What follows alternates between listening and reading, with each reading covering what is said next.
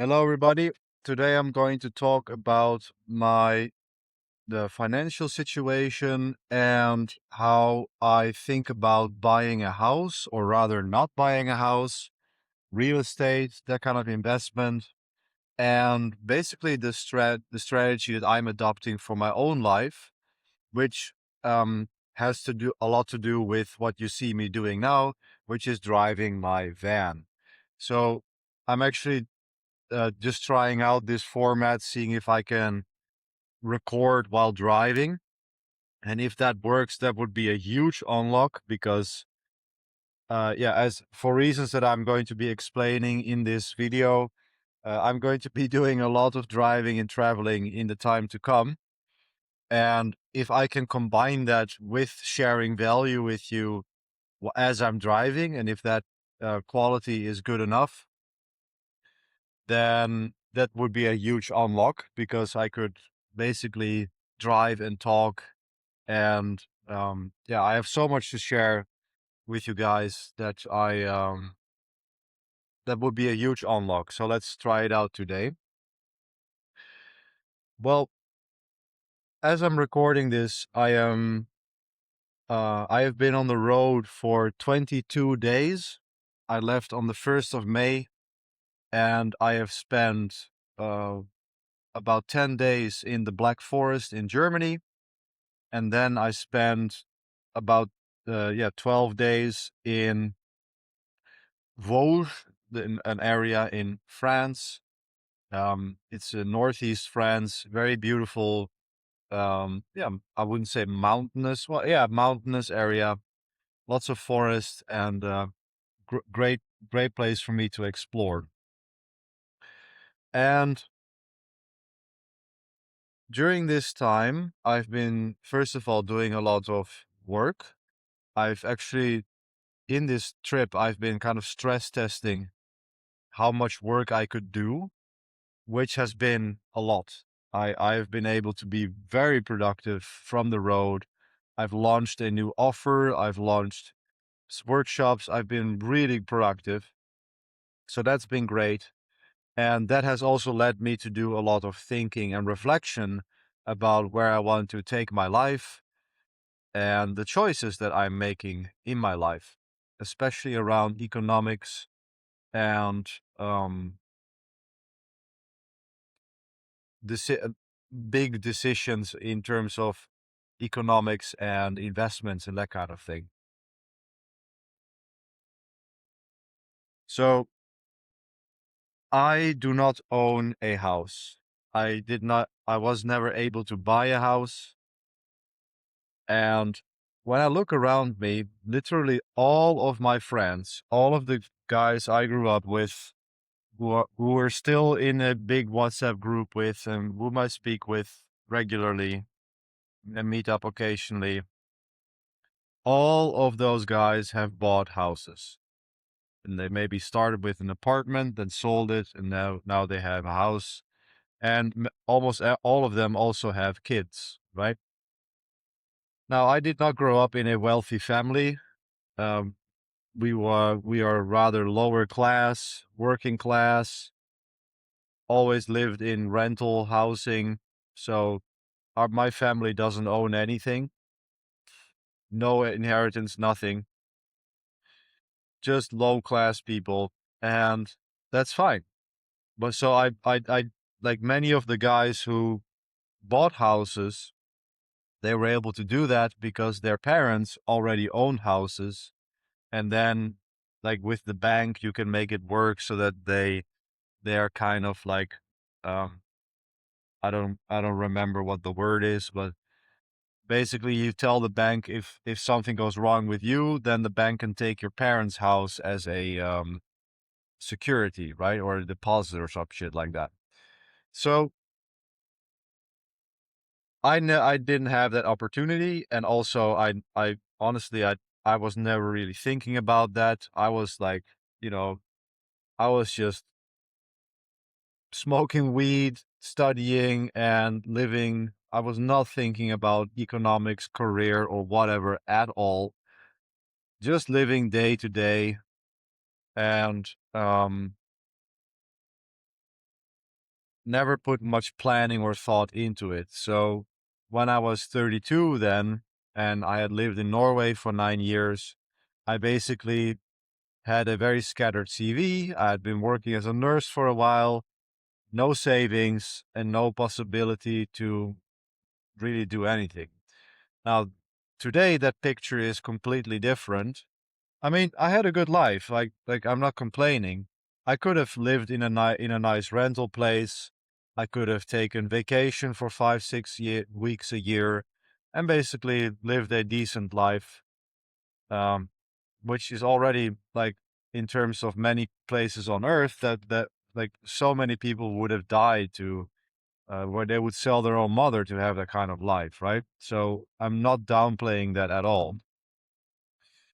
But today, that life looks very different because I changed my career. I got a good tech career, and then later I started a business which turned out to be very successful. So now I actually have options. Like um, the way taxes and that kind of thing works in the Netherlands is you can do some pretty crazy stuff where you keep all of the money that you make with your business. You don't pay yourself, but you keep it in what they call a holding company. And then with that money, you can then, for example, buy a house. So, and that is even more economically beneficial than borrowing it from the bank. So, in short, I went from having basically no options and just having, you know, basically stuck in renting to being able to, for example, purchase a house if I wanted to, or or an apartment, or I suddenly have the opportunity to do so because of my career and my business.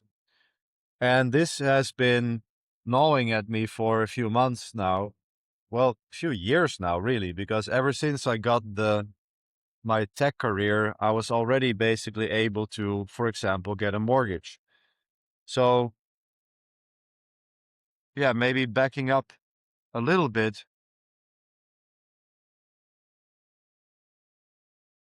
I've been living in the Netherlands now for, gosh, is it 4 years?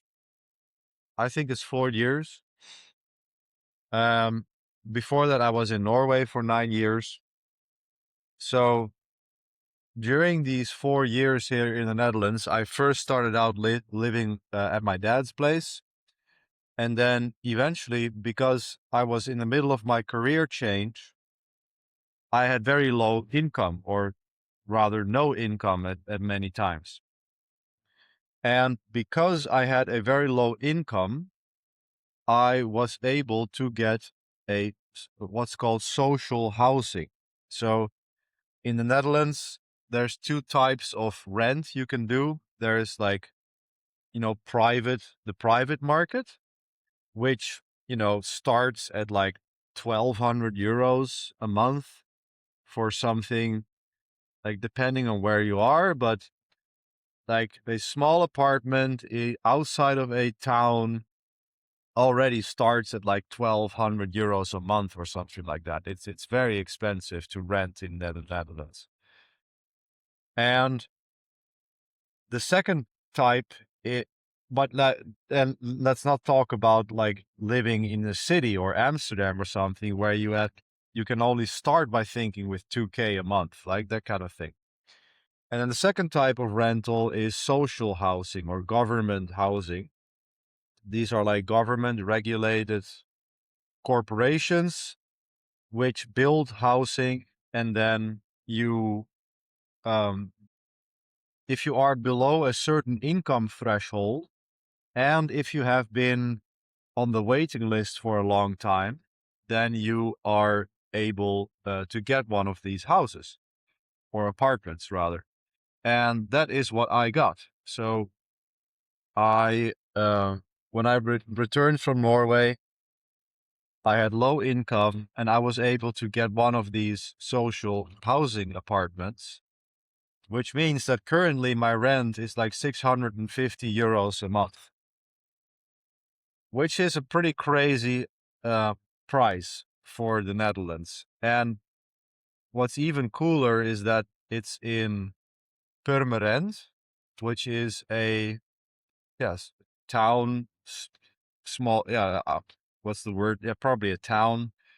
But like the bus to Amsterdam stops right in front of my door, and I can just hop on the bus, and in 20 minutes I'm in the middle of Amsterdam center. And with that, I have the entire public transportation network at my feet. I can very easily travel with by train all over the Netherlands and all over Europe for that matter, very easily. So I have a really good setup in that sense.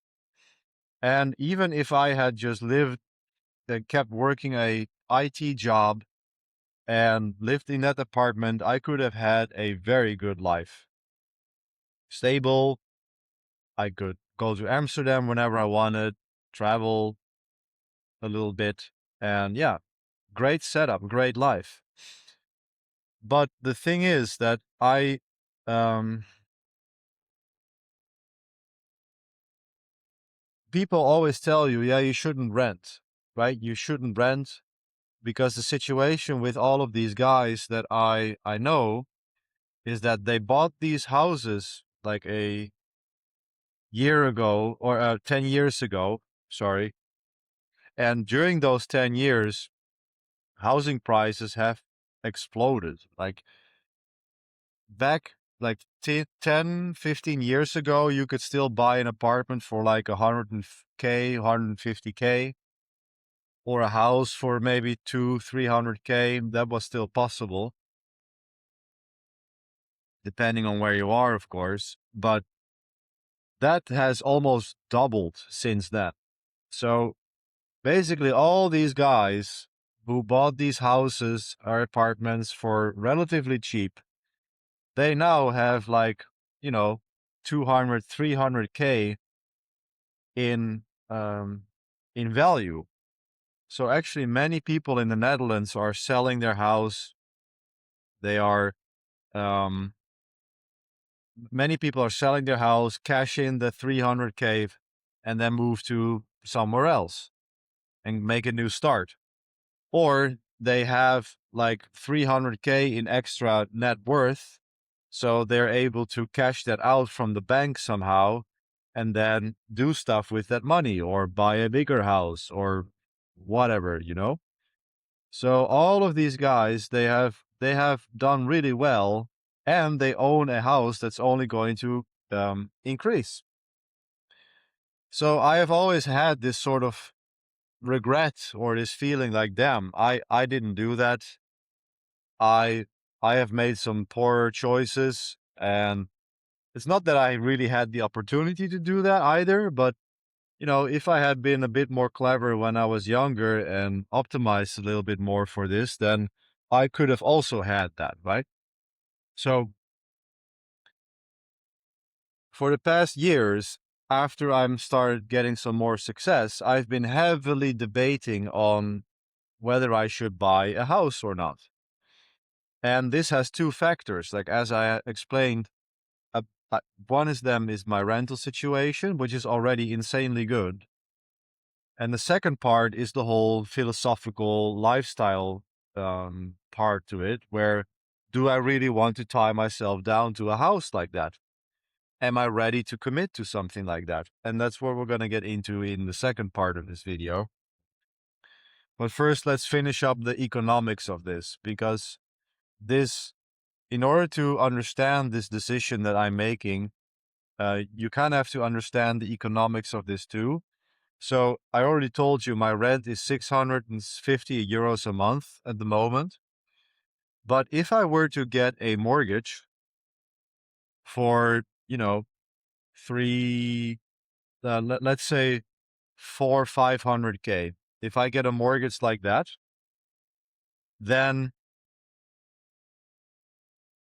because of the interest rates on the mortgages, that is a pretty bad decision for me to make right now. And the reason is like all of these guys and my brother, these have guys have interest rates of 0.2% or 0.5% on their mortgages. And they all lock that in. Like back in the day, the interest rates were crazy because, yeah, for some, I don't understand all of this, but the government wanted you to buy a house, right? They encouraged that. So, and now the interest rate is like 3.5 or 4%. So I am paying like almost 10 times or at least 5 times more in interest if I make that same decision now. So that's the one thing. And then the second thing is that because my rent is so cheap, this whole argument of, yeah, you're paying, I'm just throwing away money, that argument doesn't really hold up, because if I get a mortgage, then the rent, like the interest that I'm paying on that mortgage alone, is already more than the rent that I'm paying right now. Okay? So let's say I get a mortgage for 500K, and I don't have these numbers, but I did run them months ago. Well, first of all, now I have like a monthly payment of, I don't know, 1,500 euros that I need to make every month. And of that payment, like half of it or something is going to be interest on the loan. So I'm basically paying for the privilege to own a house, and the bank is going to make 700 plus euros a month on that. So yes, in some ways I am throwing away money now, but on the other hand, I would be throwing that to the banks instead when I would get a mortgage.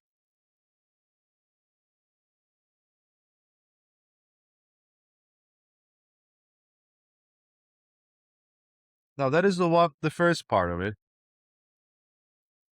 But then you have stuff like insurance, you have maintenance, there's a lot of responsibility and costs that is involved with owning a piece of real estate.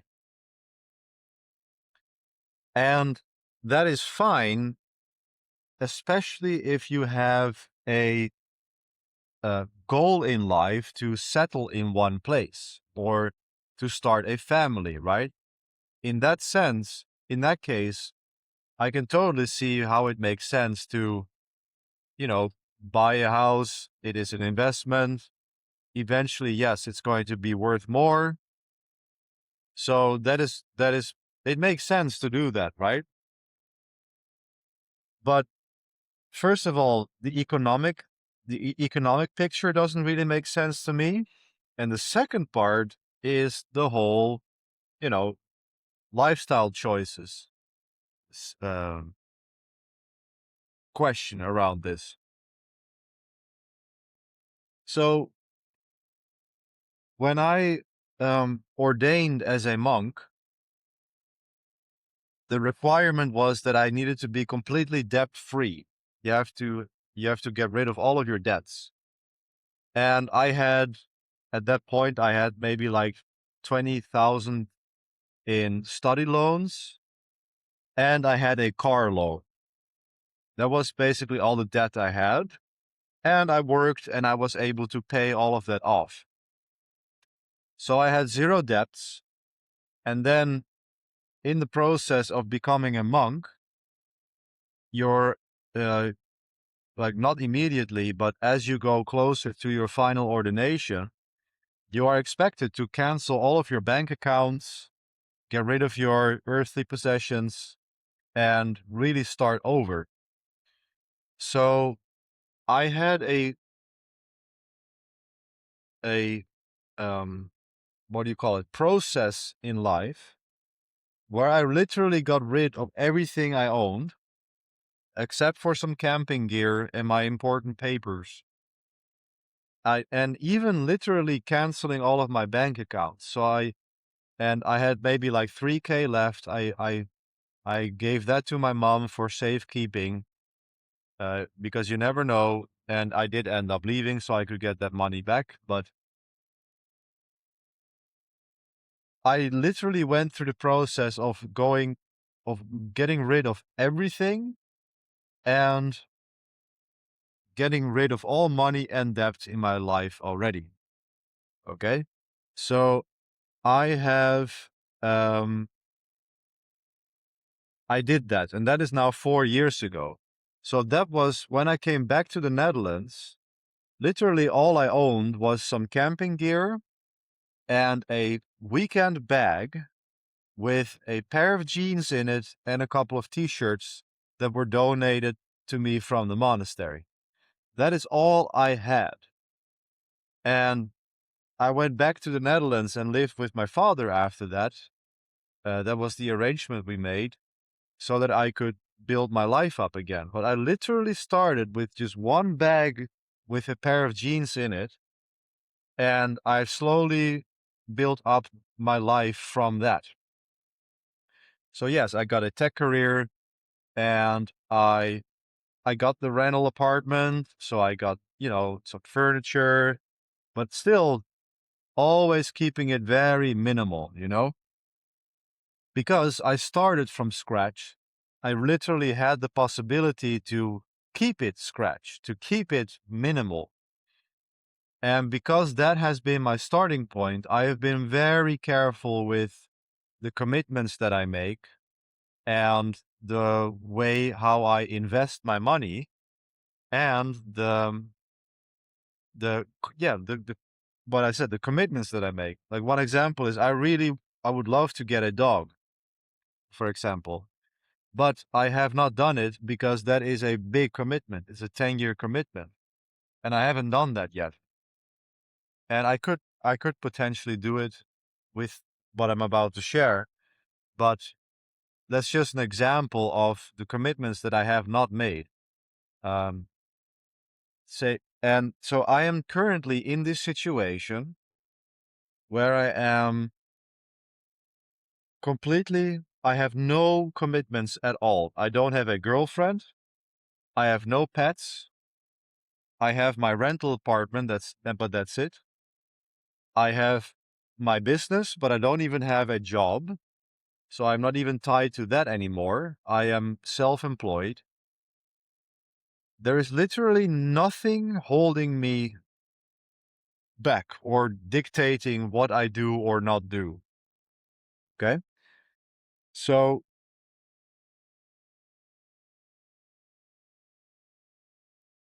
because I am in this situation, I am completely free. And yes, the rental apartment is a commitment, but I could cancel that and I could literally cancel my apartment and move back to Norway this month if I wanted to. That is how little commitments I have. And the only thing that in my house that has a remote care obligation is one plant. I have one big plant. You may have seen it in my YouTube videos in the background that I need to water or arrange for to have watered when I'm away for a long time. That is the only commitment I have in life. So I am completely free. And to go from that to, for example, buying a house is going to be a radical change in what the future of my life could look like.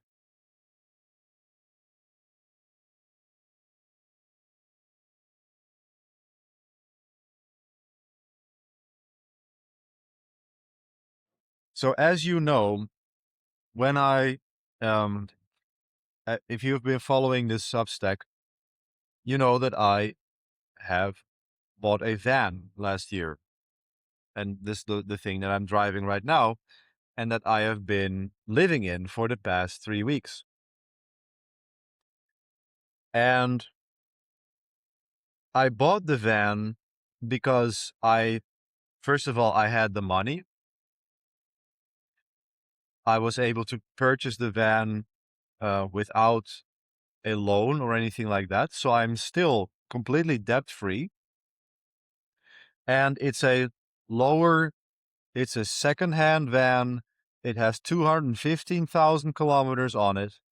It's from 2005, so it's manual gear, so it's all modest, modest. But it does exactly what I need to do, and it's going to hold up for at least 300,000 kilometers more. It's minimal, but it's what I wanted, and I bought it as a vacation vehicle. And yeah, I can go into the specifics of the purchase decision maybe in a different video. But in short, the great thing about this van is that I didn't own a car before I bought the van, and I can use this van as a daily driver too, as a normal car. And when I go out on holiday, I can use this as my holiday vehicle. Now, I bought the van because I also wanted to explore nomad life, and working remotely. Like I'm already working remotely from home, but I've always wanted to explore nomad, being a digital nomad, as they say. But though digital nomad usually means, you know, um, going off to Bali or Thailand and living in Airbnbs or something like that. That has never been my desire, or it is an option that I have weighed, but I really enjoy camping and exploring, traveling, going to sightseeing on Roman ruins. I love that kind of stuff. Seeing old Roman settlements, going there, spending the whole afternoon looking at them. Oh, they actually lived here, looking at the artifacts. That's the kind of stuff I like. I love to go on hikes. I mean, I lived in Norway for 9 years, and this is what I used to do in the weekends. I would take my car, pack up my tent, and then drive to a mountain and spend the weekend in the mountains hiking. I love being out in nature. So I I wanted to have this van so I could go for camping trips, but still have the ability to work on those trips as well, because the nature of my business is that I have to work every day. I work 7 days a week, 4 to 6 hours a day, but most often it's much more than that. But when I'm on the road, it's about 6, 7 hours a day that I'll work. And that has proven to be so much fun and so compatible that I'm now going to optimize my life around getting more and more and more time on the road. So when I bought the van, I went for a 3-week trip to France. And now I've gone for another 3-week trip, and I'm liking it so much. And I've stress tested it that I can work from the road, that I am actually now pretty clear on the direction that I want to take my life in, which is to optimize for living on the road and living in a vehicle. I want to set up my life in such a way so that I'm able to spend months at a time in this little van of mine. And I'm going to do this. And I'm basically, I've finally gotten this clarity around where am I going to go with my life, and how am I going to spend my money? Well, this is it.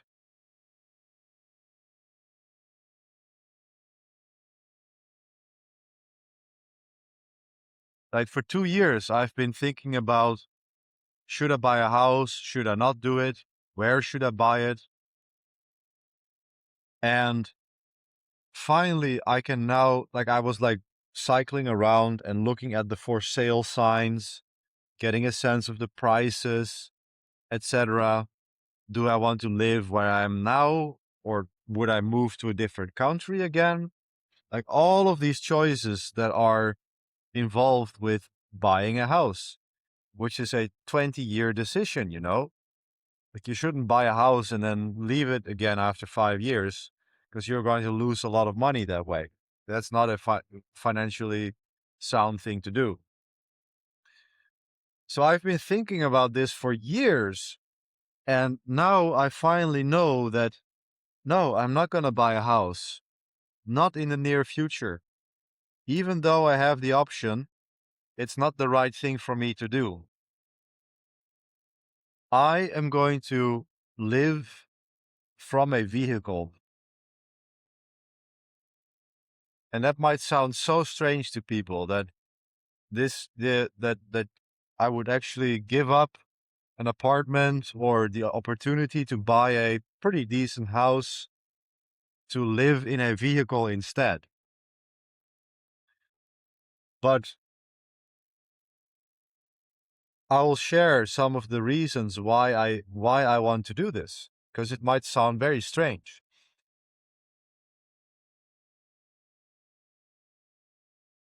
The one of the main things that um, I really enjoy about this lifestyle is the ability to see new places, right? Like I lived in Norway for 9 years, so I traveled quite a bit there, but I haven't traveled much otherwise in my life. And I have this sort of exploring nature in me. Like on the one hand, I love to have routines and stability, but on another part of me loves to go into the mountains and look at the next peak and wonders what's behind there. So it's a very interesting tension that I have inside of me as a person. But this is where the van is such a perfect solution to it, because the van becomes the routine. Everything is the same inside of the van. Like I have the places where I put things. I have my ways of solving things. I have my routines, my processes. That stays the same. The only thing that is different is the location where the van happens to be parked in, right? So this is why this is such a perfect middle way in between everything. So I'm able to have this sort of routine structure also with my work day, everything, but still have the ability to explore as I'm doing that. And the reason why I am going to commit to a lifestyle of living as a nomad, living from a vehicle, is basically the following. Like life is short. Like in the monastery, I learned to meditate, and one of the deeper practices that you learn is to reflect on the nature of the body and that everything is impermanent and life is impermanent. And in, statistically, 60 years from now, I'm going to be dead. You're going to be dead. We're all going to die at some point, and it is all finite. Likewise, this body is a very delicate process. Like I could get cancer this month and not even know about it. And I could be dead in a year from now. Like I could get a brain hemorrhage at any moment. It happens every day where people just go to bed completely healthy and then they wake up and then they're completely paralyzed because they had a hemorrhage in their brain. This is not a rare occurrence or something that never happens. Like, you can get sick any day. Now, when I get sick, what do I want to see when I look back, right? What do I want to see myself? Did I, and I'm not necessarily saying like, oh, living life to the fullest, that kind of thing. Like, I already have had a very colorful and life full of experiences. I've been a drug addict. I've traveled a lot in Norway. I've lived in very weird places with weird people. I've so many stories to tell already. Like, I already have a very rich and fulfilling life. And now with my business and everything, so much life experience. But the thing that I'm discovering is that I get so much life experience and fun out of traveling, exploring, while running my business, while working, that I feel that if I would not do this, I'm going to regret it. Like, I have this opportunity in my life where I'm young, relatively. I'm 36 years old right now. I'm still relatively young. I have the ability to make money while traveling and support myself. I own the van, and I have nothing tying me down to my life in my place where I live. I can do it. So there is um a situation, a future situation where I look back at this very moment, this very year, and I look back and I think I bought an apartment and I kept on working on my business, and I went from making 200K, 500K, 1 million a year, 2 million. Like, I'm not making that, but let's say I just follow the trajectory that I'm in at. And I look back and I just spend my life working inside of an apartment, and maybe I'm 50, 60 years old, and then I'm going to live. No. Like, there's a post on my Substack about it, but there was this very poignant vignette where I was sitting in southern France in a very small town.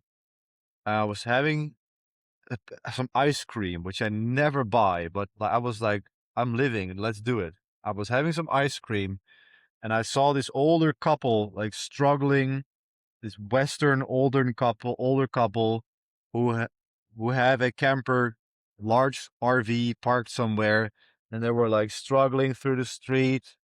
And then I'm on the camping and I see these older people struggling to climb into their RV because they saved up their whole life and they were able to finally get out on the road and see these places, right? Whereas now I literally wake up in my van, I open my laptop and have coffee. I do work for 4 to 6 hours a day, work that I enjoy, that helps people, that helps people get good careers, and that is truly adding value to people's lives, changing lives. It is so fulfilling to be able to do this kind of work. And I do that until, at noon or something like that. And then I go out for a 2 hour bike ride high up in the mountains, or I go for a hike. And I'm out there, I'm finding places. And then the next day I'm driving to somewhere new. And I'm actually able to make these hikes because I'm young and healthy still. Like, this is such a unique position to be in, which I truly, truly make an effort to appreciate every single day. Like, I have loved every single minute of this trip that I've had now for 3 weeks on the road, working, and playing while living on the road, and I've enjoyed every second of it. And it has even been, you know, I think I've had rain for 18 days out of the 22 days that I've been away. But still, I was having fun, and still, I was just going out on hikes in the rain. It didn't matter.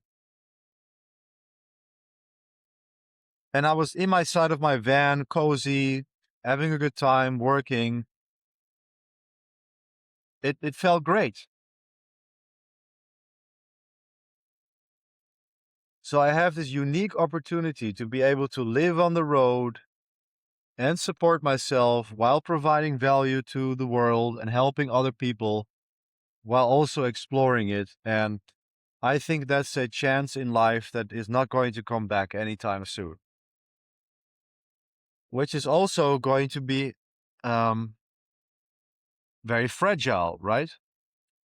Like, there's so many things that can happen that are going to threaten that position.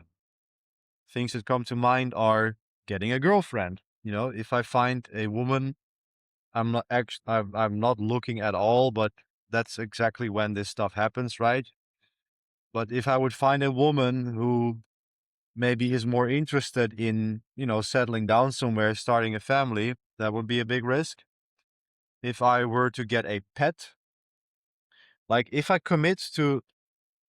committing to life on the road, then getting a pet actually starts to make a lot more sense because I'm not going to be, um, I won't have to, you know, be in my apartment a lot because I didn't want to get a dog because because I would have had to be in an apartment a lot. And I don't think that's not